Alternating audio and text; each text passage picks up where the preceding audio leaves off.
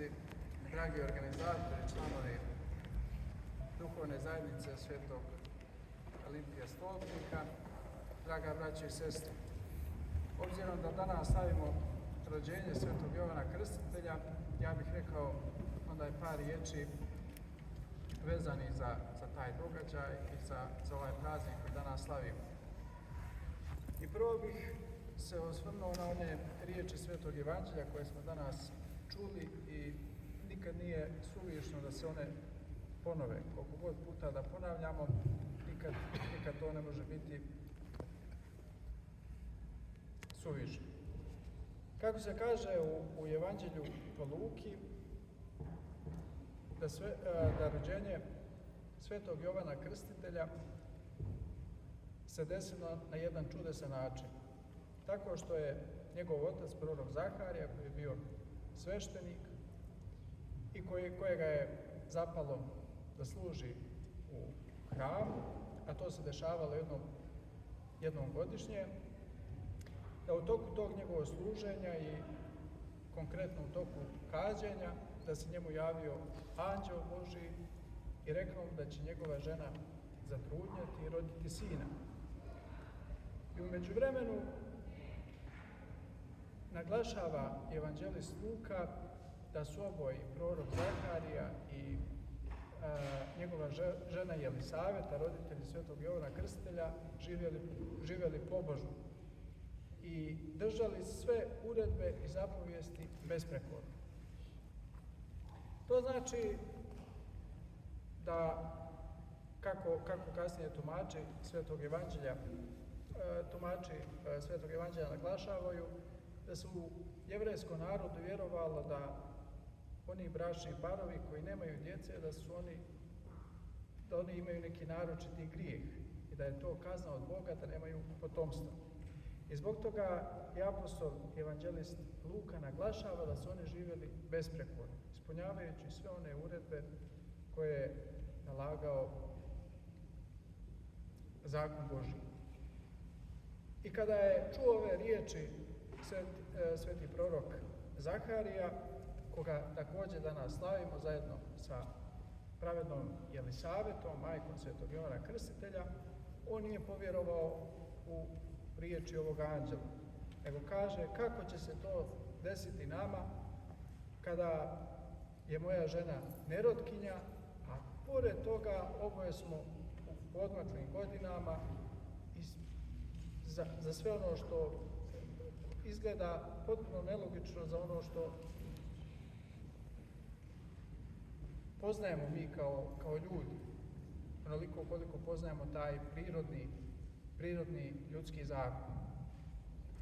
I kaže anđeo Gospodnji, zbog tvog nevjerovanja bit ćeš kažnjen, nećeš moći govoriti, sve dok se, i to sveti prorok Zaharija bio nijem, sve do onoga trenutka dok se sveti Jovan nije rodio i dok 8. dan nisu po Mojsijevom zakonu obrezali dijete i trebali da mu daju ime. I onoga momenta kada je trebalo da prorok Zaharija kaže kako će biti ime djetetu, zbog toga jer kako je anđeo rekao svetom proroku Zahariji, kada se dijete rodi da mu daju ime Jovan, a obzirom da je također bio običaj da se ne daje djetetu Jovan osim davalo se po imenu bližih rođaka, oni kažu Jelisaveti, dakle ljudi koji su bili prisutni, ne može da se dijete zove Jovan, zbog toga što nikoga nema u vašoj porodici sa takvim imenom, i toga trenutka razrešava se Zaharijino nemilo i on kaže Jovan mu je ime. I to je veoma značajno kako to prenosi apostol Luka. Dakle, tu se tačno vidi da prorok Zaharija poštuje one riječi anđelske. On ne kaže dajem mu ja kao otac koji imam pravo da dam svome djetetu ime, ne kaže ja mu dajem ime Jovan. Evo kaže Jovan mu je ime, naglašavajući da je već to bilo po zapovijesti anđela. I dakle, to čudesno rođenje, kako i sam evanđelist Luka govori, zadivilo je sve prisutne. Da su oni, kaže, i pomisliše u srcu svome šta će biti od ovoga djeteta. I zaista, to je bilo jedno čudesno rođenje, dakle, od majke koja je i nerotkinja i oboje roditelja koji su bili prestareli. Naravno, da nije, iako je to rođenje bilo uvod za ono još čudesnije rođenje koje će se desiti 6 mjeseci kasnije, kada je djevojka Marija začela od Duha Svetoga i rodila samoga Boga. I zbog toga i sveti oci naglašavaju da je to rođenje bilo uvod, samo uvod, koliko god ono bilo čudesno, bilo uvod za još veće čudo koje će se ubrzo desiti. I zaista sveti Jovan jeste pjesnik jedne potpuno nove epohe, koju mi nazivamo Novi Zavjet. Zato ćemo vidjeti, izuzev apostola Mateja, koji počinje svoje evanđelje rodoslovom Isusa Hrista, ostala trojica evanđelista počinju svoje evanđelja propovjeđu Jovana Krstitelja. Dakle, apostol i evanđelist Marko počinje sa propovjeđu svetog Jovana Krstitelja, apostol Luka sa rođenjem svetog Jovana Krstitelja, nakon čega slijedi i propovjed, i sveti Jovan Bogoslov naravno počinje sa onim slovom o Logosu Božijem, ali onda se odmah zatim osvrće na propovjed svetog Jovana. Dakle, to nam govori o tome koliko je rođenje svetog Jovana bilo važno. I kaže se također i prorok Malahija, koji je posljednji od starozavjetnih proroka, govori, kaže, evo ja šaljem anđela svojega pred licem svojim, misleći također na svetog Jovana, čiji je poziv bio da najavi dolazak Hristov i dolazak Sina Božijega. I sa pravom su se oni ljudi čudili nakon takvog čudesnog rođenja, pomišljajući u srcu svome šta će biti od toga djeteta. I kada pomislimo šta su oni mogli novo čuti ili vidjeti od djeteta koje se rodilo na tako čudesan način. Čuli su one riječi iz pustinje koje je sveti Jovan Krstitelj rekao, pokajte se jer se približilo carstvo Božje. I šta su mogli da vide? Mogli su da vide saglasno tim riječima njegov isposnički život. I u tome jeste tajna te nove epohe. To je ono što čini Novi Zavjet zaista novi. Mi ne govorimo to samo formalno. I mnogi, pa čak i oni crkveni ljudi, često govore da je to jedna revolucija. Ja ne bih koristio tu riječ revolucija, jer ona je donekle može da se upotrijebi, ali ono što se desilo, rođenje i Hristovi, jeste nešto što nebrojeno mnogo puta više premašuje to. I zbog toga i smisao i osnova cijele te nove epohe koja nastaje jeste u tim riječima pokajte se jer se približilo carstvo Božije. Dakle, osnova tog novog života jeste naše pokajanje. I to je ona glavna razlika koja razdvaja stari i novi zavjet. U starom zavjetu prenosile se žrtve za očišćenje, prenosile se žrtve za grijeh, prenosile se žrtve za žrtve blagodarenja i tako dalje. I ne umanjuje se ničim značaj Staroga zavjeta, jer je on, kako kažu sveti oci, vaspitač u Hristu. Ali punoća se dešava u Novom zavjetu. I u Novom zavjetu ta žrtva koja se zahtijeva od nas da je prinesemo, jeste da prinesemo sami sebe. Dakle, više ne prinosimo životinje ili ma koja druga žrtva bila, nego smo pozvani da prinesemo samoga sebe. I to kakve? Pokajane i čiste. Kako bi bili dostojna žrtva Bogu. I u tome i sa pravom sveti oci nazivaju Stari zavjet vaspitačem u Hristu. Jer ja bi ga najprije uporedio, sve te žrtve koje su prinešene i obredi koji su se dešavali, oni su u stvari samo bili priprema za ono što će doći. I najbolji primjer toga, ne znam, možda se više taj metod ne koristi u školama, ali ja još dok sam bio u osnovnoj školi, prvo što se uči jesu one prave i kose linije. Te prave i kose linije ne znače ništa, ali ako se one ne nauče da se pišu, onda kasnije ni pisanje ne može da se nauči. Ja bih tu pripremu za ono što stvarno ima značaj nazvao Starim zavjetom, dakle nešto bez čega nije moglo doći do Novoga zavjeta, ali koje samo po sebi nije moglo da spasi čovjeka.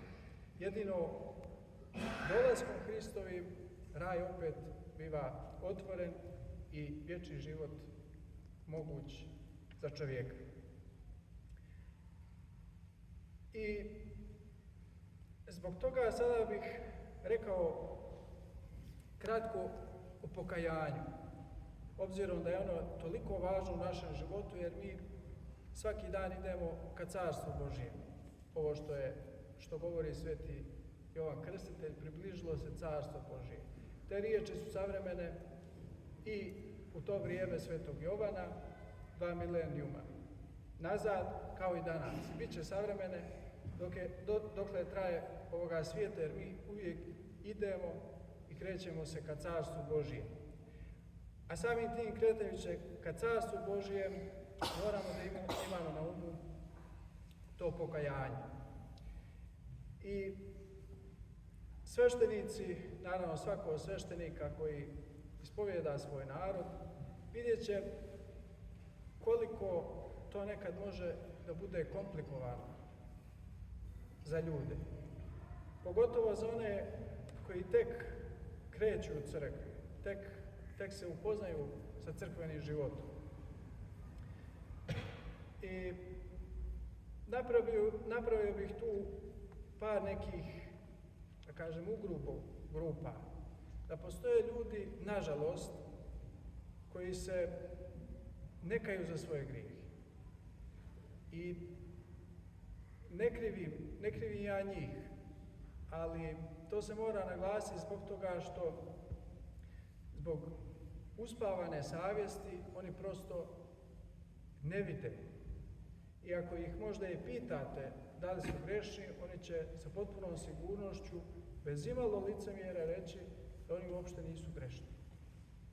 I to je neki prirodni osjećaj, da ne kažemo sepilo, kad prosto čovjek zbog određenog načina života uopšte ne vidi svoju grešnost, ne primjećuje. Sa druge strane imamo drugu krajnost. Ljudi koji u jednom momentu,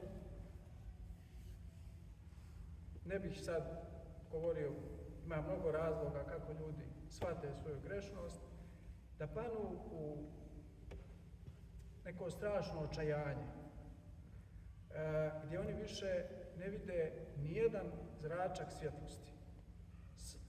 Cijeli njihov život i ono što su prošli i ono što je pred njima, sve se to pretvori u neki mrak iz kojih je vrlo teško iščupati. I naravno da tu treba i trud sveštenika i njihov lični trud. I tu je potrebno naglasiti da pravo pokajanje jeste jedan srednji put između ova dva koja smo naveli. Dakle, prvo treba da osjećamo težinu svojih grehova, a sa druge strane da ne padamo u očajanje. Kako je govorio starac Siluan, drži svoj u adu i ne očajavaj. Te riječi je mnogo teško shvatiti, a još teže ih ispuniti. Kako držati svoj u adu, a ne očajavati?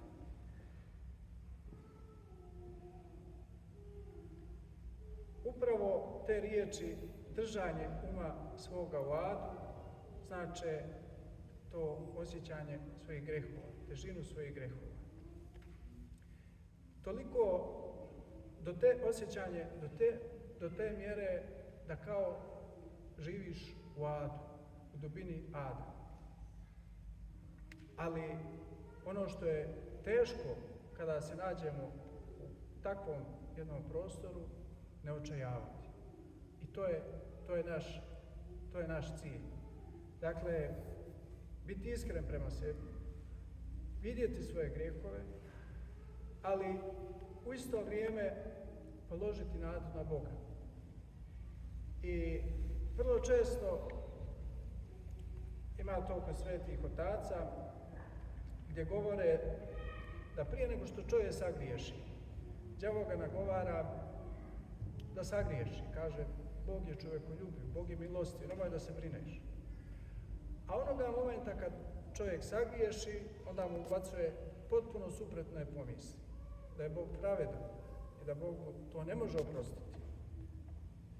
I upravo jeste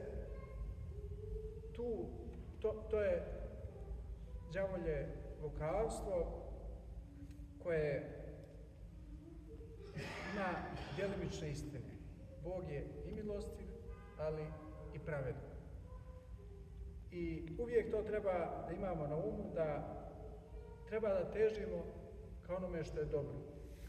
Ali onda kad se desi da sagriješimo, da ne gubimo nadu, nego da sa vjerom u Boga, sa nadom u Boga kažemo jesmo, takvi smo, kakvi smo, a se opet nadamo da će nas Bog i takve grešnike ipak spasiti.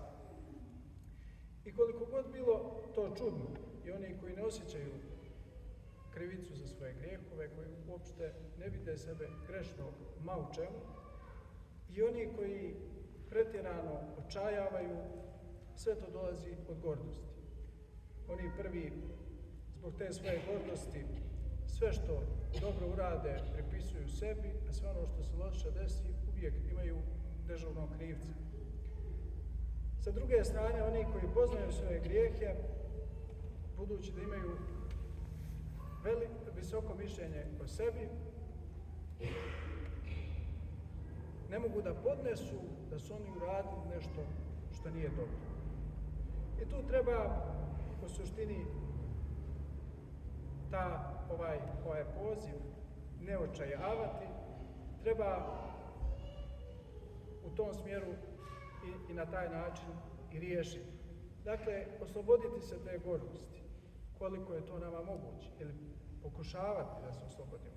Cijeli naš život ne svodi se na to da u jednom momentu dostignemo savršenstvo i kažemo sad možemo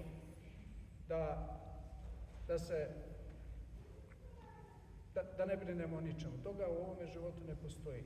Cijeli ovaj život se sastoji u tom trudu, i to u krvavom trudu, u znoju, da se popravimo. I zbog toga treba onoga momenta kad shvatimo svoje grijehove ipak reći nije se moglo od mene ovako kakav sam, očekivati ni ništa bolje. Ali opet se nadamo u milost Božju, u njegovu ljubav, da će Bog naći neki način da nas spase. I još bih naveo jednu misao svetog Tihona Zadonskog, koja je meni vrlo bliska, ali koja može vrlo lako i pogrešno da se protumači. I zapravo sveti Tihon kaže: Bog će spasiti svakoga osim onoga ko hoće sam sebe da spasi. To znači da ako čovjek svoje spasenje misli da će da se spasiti samo svojim trudom, neće se spasiti sigurno. Ali opet, ako pogrešno protumačimo ovu misao, možemo da dođemo na također pogrešan zaključak da šta god mi radili, Bog će nas da spasi. Naravno, treba također naći srednji put, dakle uložiti svoj trud, uložiti znoj, da uradimo ono koliko je do nas, a opet šta god mi uradili, blagodat Božja spasava.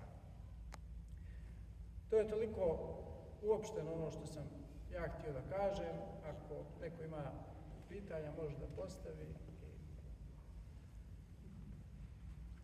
Toliko.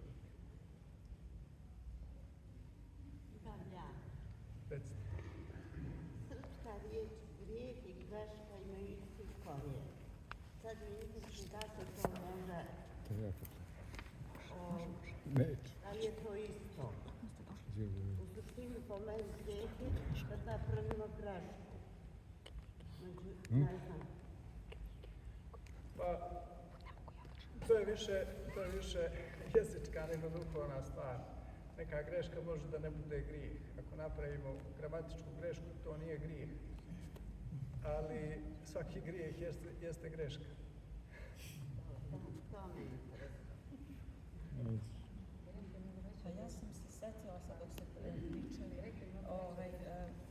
da u poslanici Svetog Pavla Rimljanima, ili ne, u poslanici Svetog Pavla Filipljanima, da kaže apostol Pavle: ja sam bez Boga, bez Hrista sam ništa, ali sve mogu kroz Hrista koji mi daje moć. Tako da mislim da je ta Božja Hristova, u stvari, vrednost samog Isusa Hrista, i to što on tako to nije revolucija, nego je nad super revolucija, da je to ta moć Hrista koji živi u nama, da mi možemo da, jer to spasenje Božje svakom je dao. Svakom je Hristos za svakog od nas stradao. I za naše neprijatelje, i za naše prijatelje, i za ljude koje znamo i za koje ne znamo. Onda kad on kaže sve mogu kroz Hrista koji mi daje moć, to ne znači da mi možemo sad idemo da grešimo ili da ne znam šta, ali imamo tu neku vrstu samoodgovornosti, jer nas je sramota ako imamo Hrista u sebi i kroz koga sve možemo. Znači da nas je sramota da odemo sad i da radimo neki greh, da odemo da opljačkamo banku ili da podmetnemo nogu prijatelju ili neprijatelju. Za banku u redu. Ne daje nam to pravo. Šta je pitanje? Pa pitanje je to da ne može, ja mislim lično da mi previše postavljamo pažnju na to pokajanje. Mislim, mi treba da se pokajamo. Ne, šta vi mislite, nego šta pitate oca Pajsija? Pa ja pitam da li je možda prejako, malo više to koristimo to kao recimo taj, da piše kao da što ste spomenuli da treba da imamo u adu i da se stalno pokaja. Ja mislim da to malo preoštro. Nije to uopšte, vladika će reći to. To je vrlo smjerom rečeno.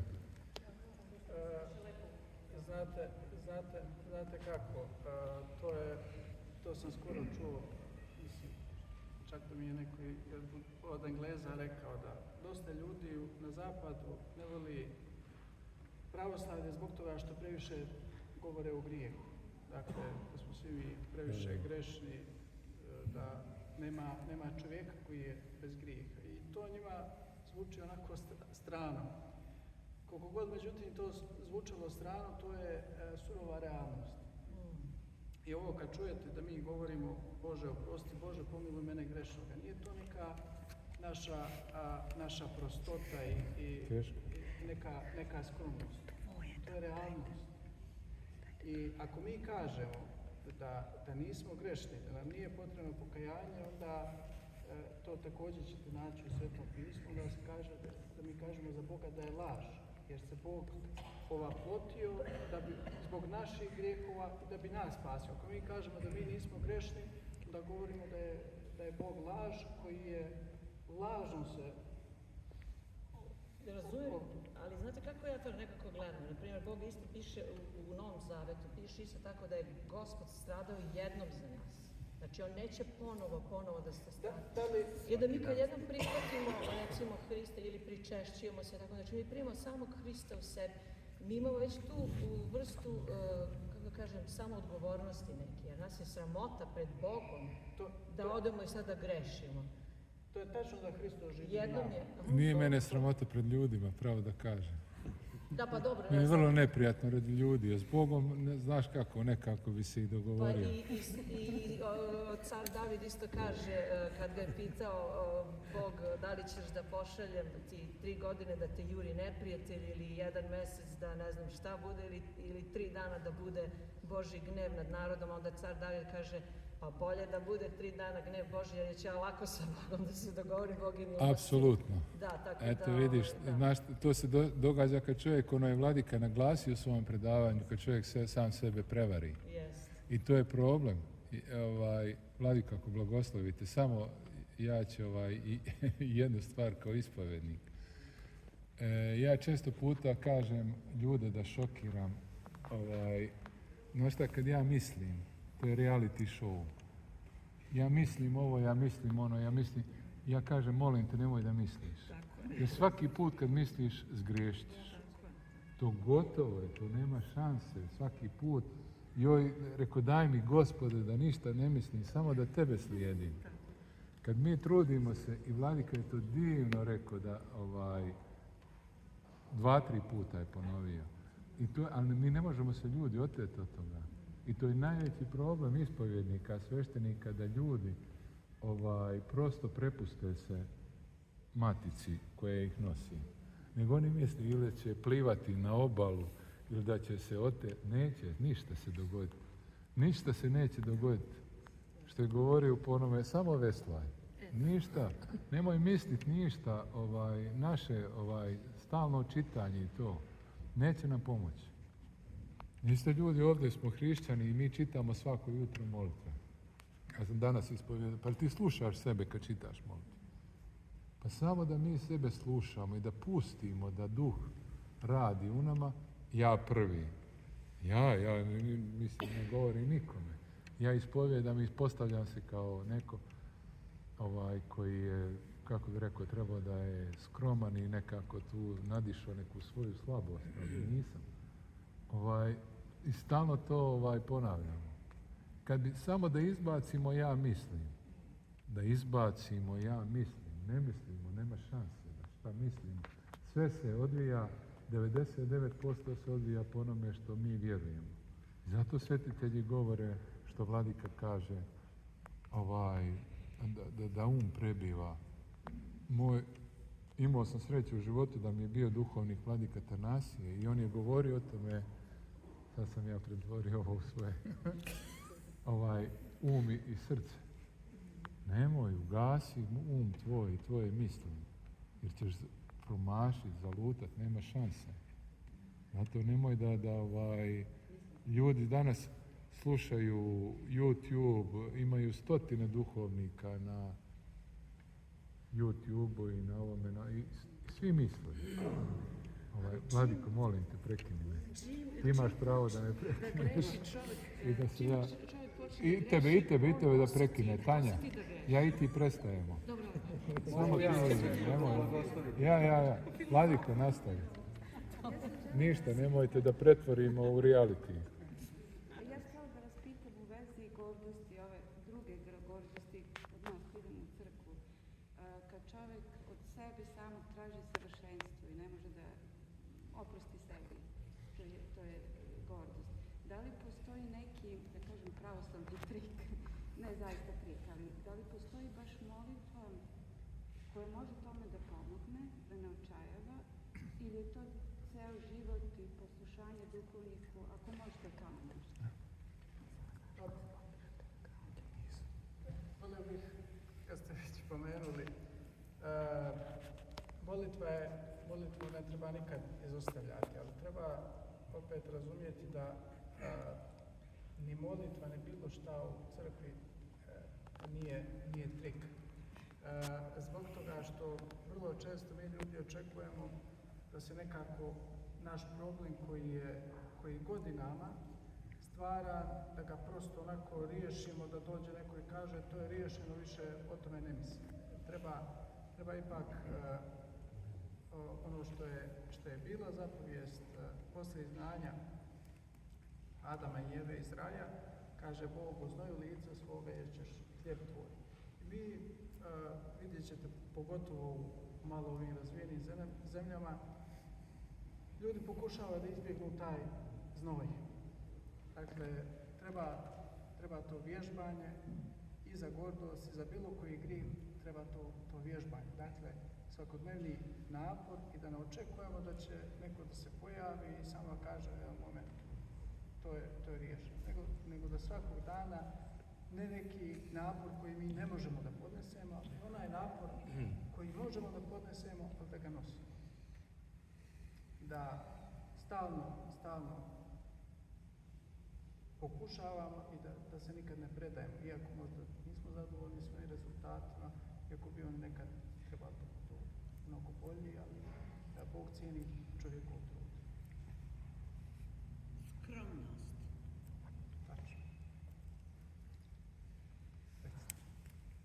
Pokušat ću ovako da budem što jednostavniji za mene i za vas, ali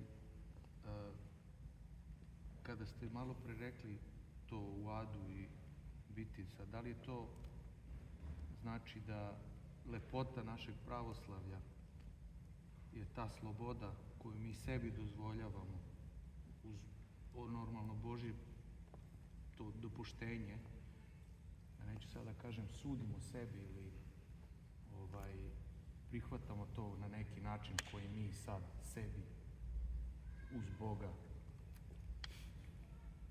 otvaramo. Ne razumijem kako... Znate, ne morate možda da, ako... ta rečenica prosto znači pokajanje na jedan normalan način. Dakle, prvenstveno da vidite svoje grehove. Ako mislite da nemate nijedan grijeh, znajte 100% da ste pogrešni. Ne, ali mi smo najveći... Ako ta rečenica prosto znači da vidim svoje grehove, znam gdje sam pogriješio, znam koje su moje slabosti, ali ne očajavam. To znači. Ništa drugo. To uopšte ne treba čovjek da razmišlja kako Bog sudi, ko će biti u raju, ko će biti u paklu. Šta Bog računa manje, a šta više. To je potpuno pripada Božjim rukama. Prerasta u gordost, jer dajemo sebi slobodu da onda mi sebi sudimo. Ne, mi sebi uopšte ne sudimo. Pa, tako ispada ta sloboda. Mi samo vidimo svoje grehove. Dakle, kad učinite neki grijeh, ako shvatite da ste ga učinili, šta vam prvo pada na pamet? Vam pada na pamet da ćete zato biti nagrađeni životom vječnim. Prva asocijacija vam je ali to nije krajnja stanica. Znači, prva asocijacija je ad, ali opet imate nadu u Boga. To znači drži svoj u adu i ne očajavaj. Dakle, ja zaslužujem ad, u mojim djelima ja zaslužujem ad, zaslužujem da budem u adu, ali ipak se nadam da će me Bog spasti kako tako, nakon kako on zna.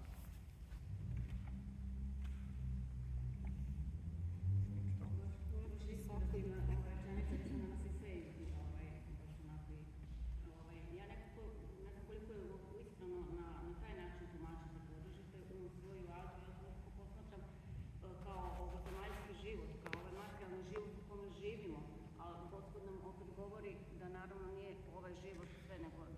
nadamo i da ne očajavamo o vječnom životu a da se ne utanjamo u tu prolaznost ovoga života i na neki način koji počiva u adu, koji počiva samo u grehu, u adu, ali u kojem mi živimo. Ona više ima smisao, kaže se pogotovo za monaški život, da je jedna od najvećih vrlina sjećanje na smrt. I da ta česta sjećanja na smrt postiče ljude da začine dobra djela. Upravo i to je držanje uma svoga ladu, znači sjećanje na smrt, sjećanje na prolaznost. I da ona bude neki podsticaj da se trudimo da što bolje živimo. Prosto, ako je to rečeno, ja se izvinjavam, Vladiko, držite svoj um u adu, ali držite svoje srce u raju. I to vam je to, držite svoje smirenje. I to je suština. I ne znam šta je oko toga zbunjivanje, jer to je naš osnovni problem. Ljudi koji u svijetu živimo ne možemo steći smirenje. Zato što je teško naći meru, prelazimo u gordost. Nema mere. Nema mere. U ljubavi, to je suština što u ljubavi nema mere. Ideš za Hristom, onda idi za Hristom. I neš imati 100 pitanja. Znači, radiš svaki dan na sebi, podižeš, kako bi rekao, svoju, i onda se ne zbunjuješ oko tih pitanja, kao što je onaj mladi čovjek došao, htio je da bude istinski, recimo po znacima navoda, hrišćanin, da slijedi Hrista, i kazao je zbunjujuće pitanje za one sve druge i kaže šta da činim da naslijedim život vječni. A Gospod, poznavajući srce njegovo, reče mu to što mu je rekao i ostalo. I mi sad tu imamo porodice, svaki ima svoj problem, ima ambicije, ima na poslu stotine nekih stvari. A čovjek se zbunjuje prosto pred tim iskušenjima svijeta i treba to da napusti. I ovo je u suštini što je rekao, pazite, prije 1500 godina kad je kazana riječ od svetitelja da naš um prebiva u paklu. Ovaj svijet u zlu leži i tu nema, leži sad, ležao je prije 1500 godina, takav je taj svijet bio. Naša porodica nas raspinje nas sve, naš posao, naš socijalni život, sve nas raspinje, ali naše srce treba da bude tu sa Hristom. Sad, kolika je kontradiktorno, to svetiteljima uopšte nije bilo kontradiktorno, a mi se s time borimo svaki dan svoga života, stičući svoje spasenje. U tome je suština.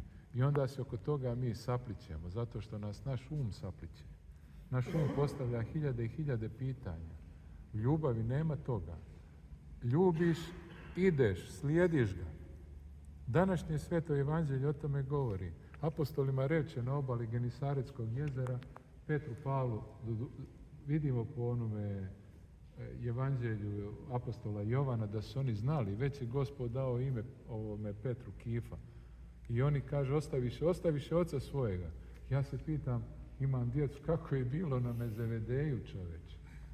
Kako je Zevedeju bilo, ostaviše ga sinovi, odoše za onim nekim putujućim učiteljima. Jeste razmišljali? To je priroda, to je život, to je ovo ono. Ljubiš, voliš, nađeš nešto što je važno i slijediš i ideš. I ostavio Petar. Što vas zbunjuje? Jeste.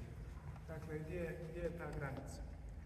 Prvo je važno znati zbog toga postoji sveta tajna ispovijesti.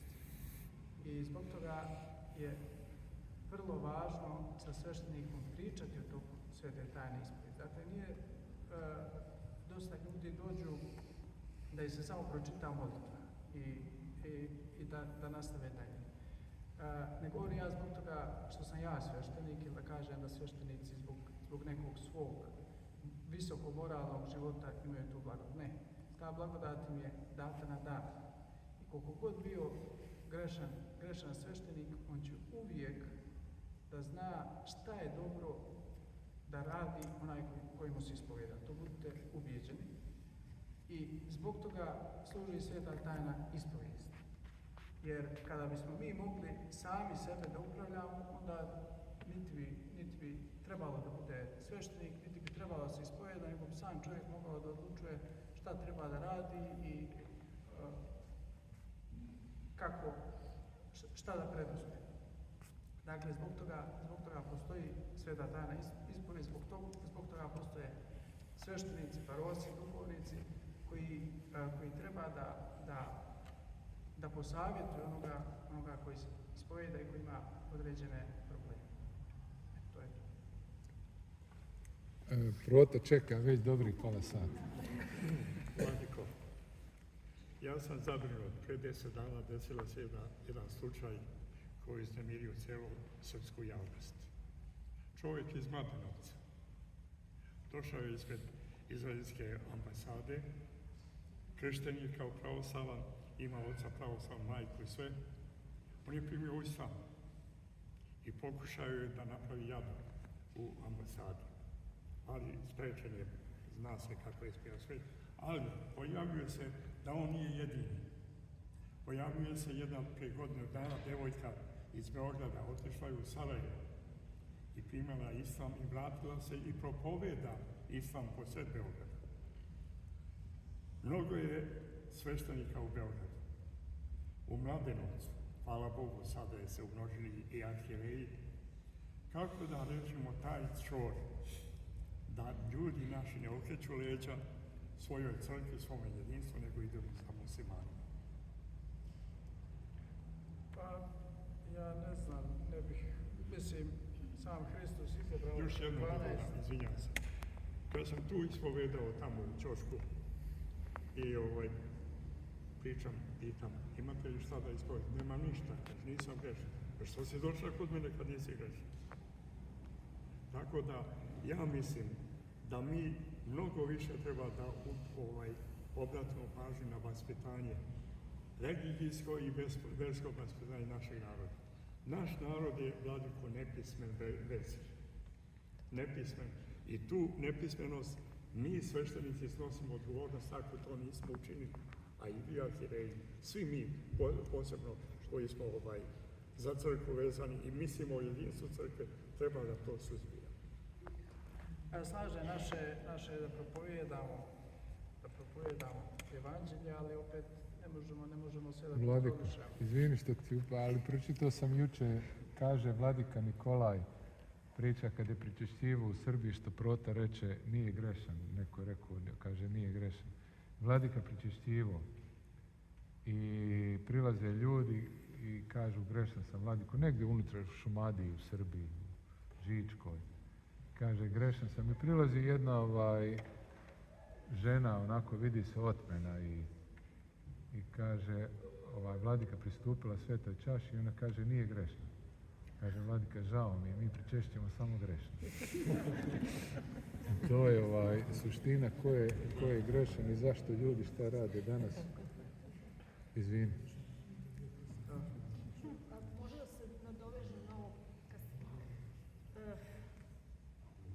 Šta znači kad je neko prizvan, a onda to me često kopka zašto neko može da primi, a neko prosto ne osjeća da primi to, znači tu reč Božju.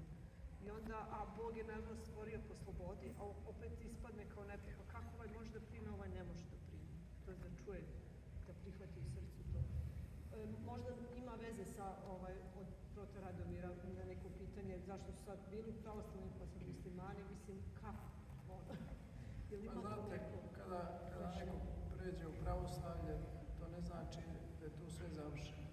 To je tek jedan početak. Prvo često se dešava, pogotovo u pravoslavlju, da uopšte se ljudi ne ispituju zbog čega, na primjer, ako prelazi iz jedne vjere u drugu, nekad niko ne pita zbog čega prelazi, koji je cilj, da li oni uopšte znaju šta je pravoslavlje. Treba ljude uputiti u šta prelaze, da se upoznaju, jer vrlo se lako može desiti da odmah posle toga pređu neku neku drugu vjeru i tako redom. Jer imaju ljudi koji, ne možemo mi da znamo šta je povod nečijeg krštenja. Ne treba ljude odbijati, ali prosto ih treba upoznati da znaju o čemu se radi. Ali opet i kad se krste, to je dakle neka osnova na koju treba mnogo toga izgraditi. Tako da ne možemo mi očekivati ako se neko krstio, da je sve završeno i da tu tek onda počinje rad na tome čovjeku. Prvo treba on da radi na samom sebi, onda to je odgovorno sveštenika. Možda to ima i veze sa kada Isus kaže niste vi mene prvo izabrali, nego ja sam vas izabrao. Niste vi mene prvo zavoli, nego sam ja vas prvo zavoleo, pa tako da i mi onda možemo njega da volimo, što je on nas zavoleo prvo i izabrao. Onda mi svesno, verovatno, izaberemo Hrista. Sad kod nekog to možda deluje malo jače. To sam prethodno krenuo da kažem, Vladika Jefrem Banja Lučki, ja sam to prvi put od njega čuo, ali vrlo lijepo primijetio. Kaže, eto 12 apostola Hristos izabrao, pa je jedan od njih bio Juda. Kaže, kamo li kaže kad mi ljudi odlučujemo i biramo. Znate, ja bih želeo da ćemo da znamo da smo na pravom putu, ispravnom putu spasenja. Ako idete u crkvu, ako slušate svoga sveštenika i ako ne želite da ispunjavate svoju volju, uvijek vi možete da shvatite šta je Božja volja, ali mi to nekad ne želimo da vidimo i kad vidimo okrenemo glavu. Dakle, i nije cilj da mi budemo sigurni da smo na pravom putu. Nema, čak ako mislimo da smo na pravom putu, može da nam bude kamen spoticanja, da se time pogordimo i da u jednom momentu sa toga pravog puta skrenemo, a da to i ne znamo. Treba se truditi, svi znamo šta je dobro, čak i oni ljudi koji nikad nisu ušli u crkvu, oni znaju šta je dobro. Znaju da cijene određene vrijednosti. Tako da ili po tom urođenom Božjem zakonu, ili po kasnije zakonu koji mi učimo, uvijek ljudi mogu da znaju šta je dobro, ali pitanje je da li on to hoće. Kako da budemo sigurni da ispunjamo volju Božju, a ne svoju? I to je, mislim, kako da budemo sigurni, kako da pokušavamo Jače malo ne čujem. da ispunjavamo volju Božju, a ne svoju, nekako da tome težimo, a da... Znate, ako uvijek imate tu žrtvu ljubavi, nekad ćete vi možda biti u prilici da je nepravda vama nanesena. I vi biste mogli da se pobunite protiv toga. Ali ako iz te žrtve, iz požrtvovane ljubavi vi odlučite da ipak ne reagujete, da pretrpite tu štetu, to znači da ste na pravom putu. Ako uvijek hoćete da vi dovedete i da uspostavite pravdu, pitanje je sam na pravom putu. Ovo je opasno pitanje. Zato u savremenom svijetu svi se ovo pitaju. U stvari, nekoliko pitanja, uključujući protivno. Vladike. Uključujući protivno pitanje, ovaj čovjek u Mladenovcu je postao musliman. Jeste. I uključujući vaše pitanje kako da budem siguran da budem ja na pravom putu. Jedino odgovor je na to, nema sigurnosti u ovom životu. Ako hoćete da budete sigurni, čuvajte se islama. Jer možete lako da zapnete, islam vam to nudi. I kaže vam, klanjajte ujutru 2 minuta, u podne 2 minuta i navečer 2 minuta, recite da je Allah jedini Bog, a Muhammed njegov prorok, vi ste na sigurnom putu. Potpisat će vam i dajte onaj zekat, kako zove prilog. Nema problema. Je to sloboda kao u pravoslavlju? Apsolutno ne. Apsolutno ne, ali to je sigurni put.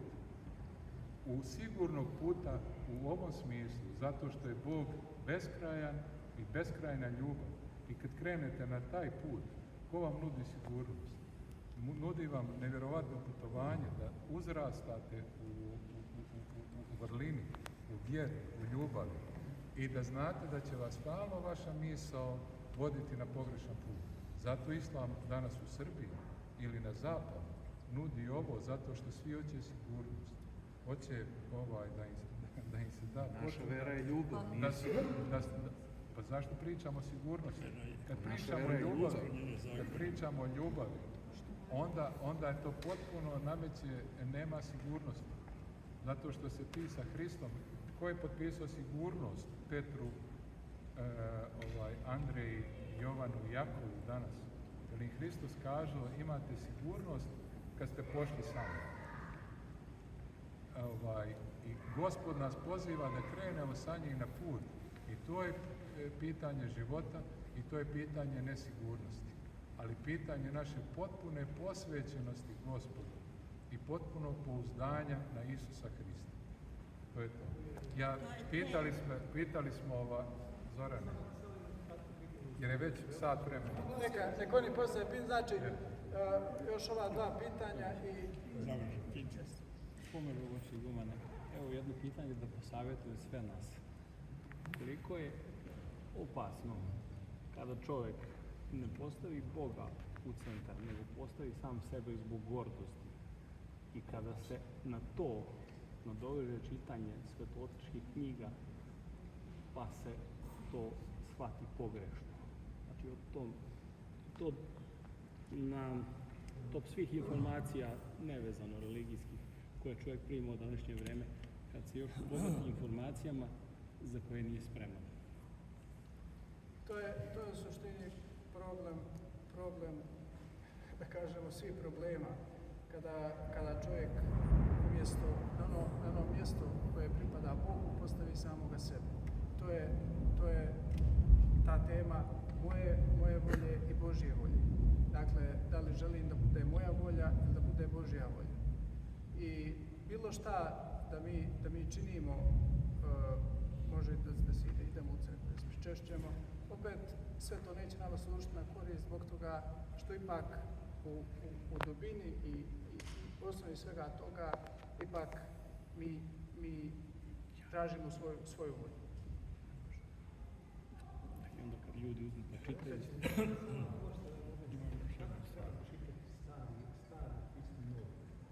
Ne čujete, Zorane. Zorane, ne čujete. Treba čitati Stari i Novi Zavjet.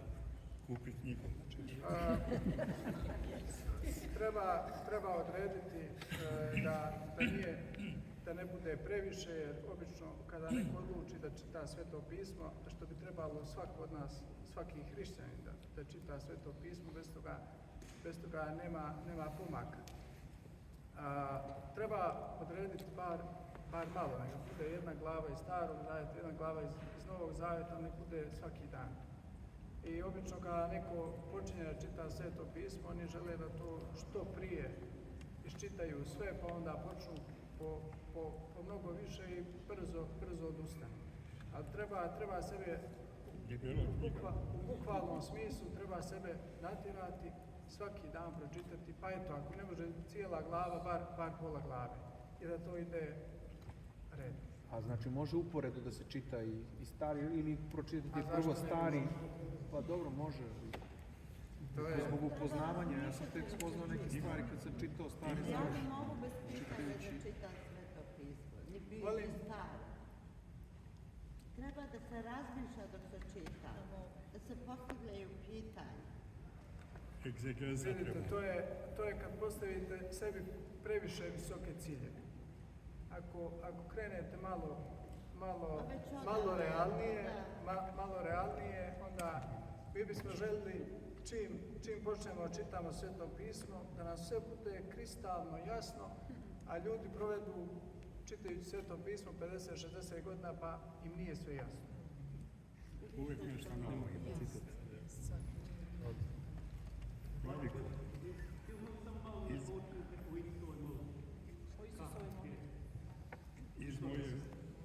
Iz moga Andore. Znate kako, obzirom da je to odnosi se na Mirjane, teško mi je pitanje da odgovorim. Ipak treba to da odgovori sveštenik od koga se ispovijedate, jer sveštenik poznaje svakoga ko se ispovijeda kod njega i to zavisi. Ne možemo da damo opšte pravilo koje bi važilo za svakoga. Isusova molitva treba da se praktikuje kako od strane Kaluđera, tako od strane i Mirjana, ali zato treba da bude, ne možemo dati neko opšte uputstvo, nego svakome ponaosob. Imao sam, Vladiko, slučaj, kad sam slušao sa one strane. Naš Dalmatinac oženio Talijan. I ona je pristala da primi pravoslavnu veru, da se pokresti, da se jedine, kako to mi kažemo. I 3 djece uvijek redovno dovodilo na veronauku. Ali jednoga dana, jedne nedelje nema nje, ni djece njene.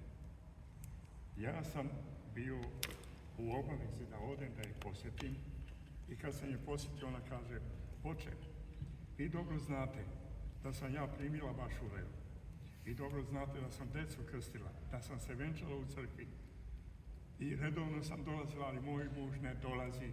I ja sam zato što on meni ne daje primat ni svojoj djeci, ja sam zato se vratila u svoju crkvu staru, katoličku. Šta hoću da kažem? Nismo mnogo prisjedni, nego odani crkvi da se posvetimo i svojoj djeci, i svojoj supruzi, i svojoj crkvi. Ne dolazimo, lenji smo. U tome je stvar, u tome je problem. Dobro, ostala sva pitanja koje imate.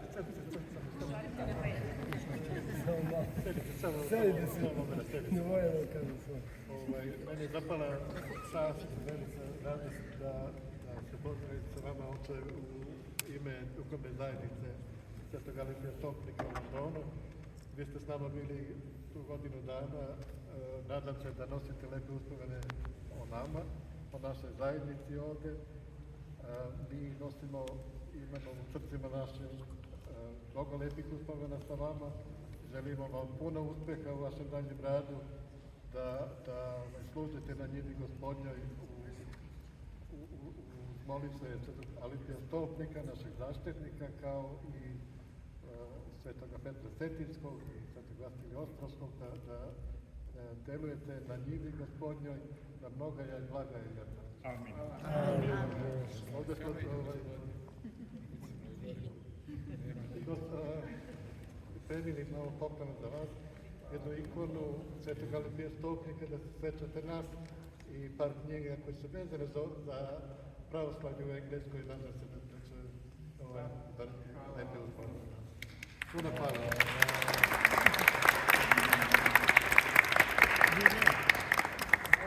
Možda zbog vašeg smirenja ne bih to trebalo reći, ali iz Londona ću svakako ponijeti najljepše uspomene koje ću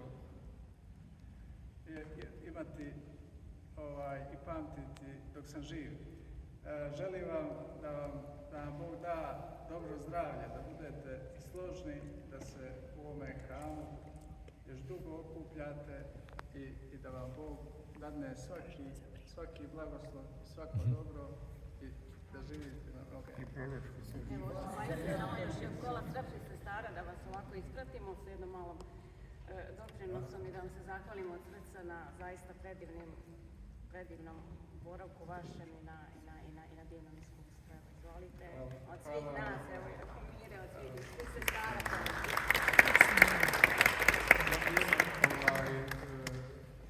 Sitnica, pod znacima navoda. Otac Pajsije ide kao otac, nadamo se da se vrati kao vladika. U tom smislu da je on sad učio godinu dana i ako je on to dobro izučio, položio, mi se nadamo, ja sam to probao na liturgiji malo da kažem, da se molimo svi zajedno, jer ovo njegovo učenje, baš kao naše uzlaženje u ljubavi, što bi rekao Igor, nije završeno. Tako da se nadamo da neko ko je tu nadležan da odluči da vladika svakako nije mogao za godinu dana svoj jezik engleski da dovede, a što je današnjem svijetu i komunikaciji jako bitno, pogotovo u njegovoj budućoj ulozi u crkvi koju će imati u Srpskoj pravoslavnoj crkvi. Tako da mi još nismo sigurni da on neće nam doći još godinu dana i da vidimo do jednog momenta dok on stvarno u tome ne bude toliko usavršen da se osjeća jako dobro, da se mi molimo da se on vrati barem još na godinu dana, a poslije ćemo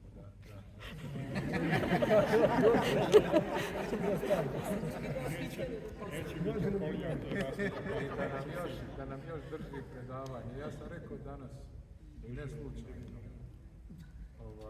sad sebe tu postavljam, da kažem, kad je on i odgovarao na pitanje i kad je pričutao pitanja, da nam je dao odgovor.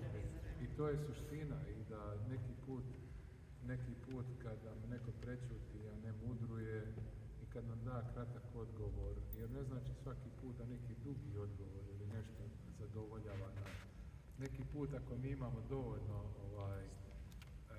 kako bih rekao, bogomislija, neki put ćutanje može da nam bude vrlo jezgrovit odgovor na naše pitanje. Amin.